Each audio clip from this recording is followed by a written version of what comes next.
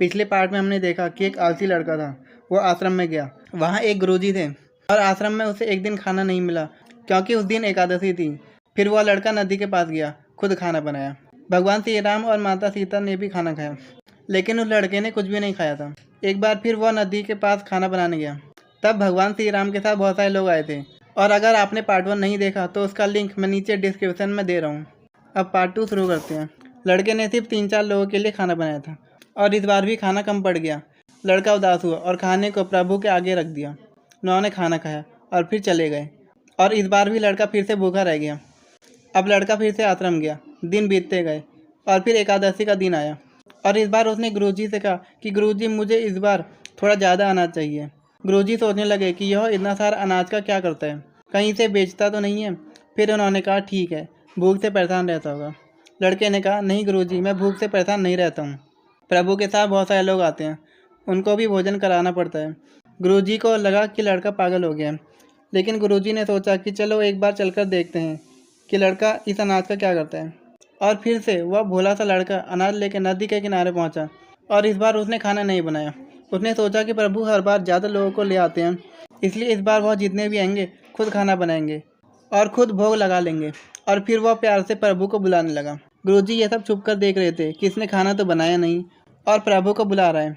और इस बार फिर से लड़के ने देखा कि प्रभु के साथ बहुत सारे लोग आए हुए हैं, तो उसने प्रभु के सामने हाथ जोड़कर कहा कि प्रभु मुझे माफ़ करना, आप बहुत सारे लोग ले आते हो और मुझे आपकी संख्या नहीं पता होती, इसलिए मैं खाना नहीं बना पाया।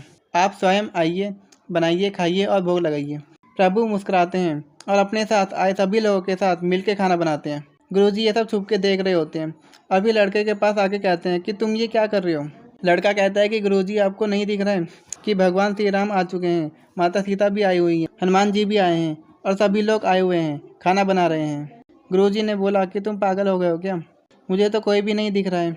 और फिर उस लड़के को गुस्सा आ गया और बोला प्रभु आप ये क्या कर रहे हो, एक तो आपने मुझे भूखा रखा है और गुरुजी को दर्शन भी नहीं दे रहे हो, वह मुझे पागल समझ रहे हैं, कृपया करके गुरुजी को दिख जाओ। भगवान बोले नहीं, मैं इन्हें नहीं दिख सकता। लड़का बोला क्यों नहीं दिख सकते, मेरे गुरुजी तो बहुत महान हैं, बहुत बड़े ज्ञानी और ज्ञाता हैं। भगवान बोले हाँ ज्ञानी और ज्ञाता होंगे, लेकिन तुम्हारी तरह सरल नहीं है। जो सरलता तुम में है वो तुम्हारे गुरुजी में नहीं है। लड़के ने यह बात गुरुजी से कह दी कि भगवान श्री राम कह रहे हैं कि आप में सरलता नहीं है, आप मेरी तरह सरल नहीं है, इसलिए भगवान आपको नहीं देख सकते। गुरुजी की आंखें नम हो गई और वह रोने लगे और बोले कि बिल्कुल सही कहा, मेरे अंदर तुम्हारे जितनी सरलता नहीं है।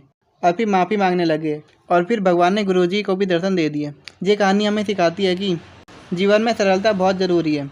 जितने सरल बने रहेंगे उतना जीवन में आगे बढ़ते चले जाएंगे। जब आप सरल होते हैं तो आप खुद भी मुस्कुराते हैं और दूसरों को भी मुस्कुराने की वजह देते हैं।